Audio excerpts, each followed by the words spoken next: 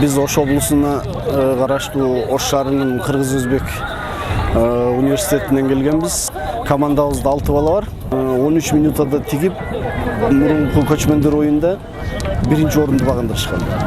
Эми азыр ошого даярдык жүргүзүп атабыз.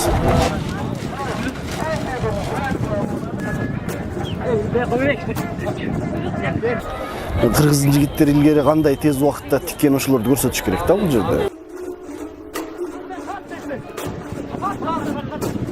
Биздин балдардын эң жакын рекорд 11. Буга чейинки көрсөткөн результат.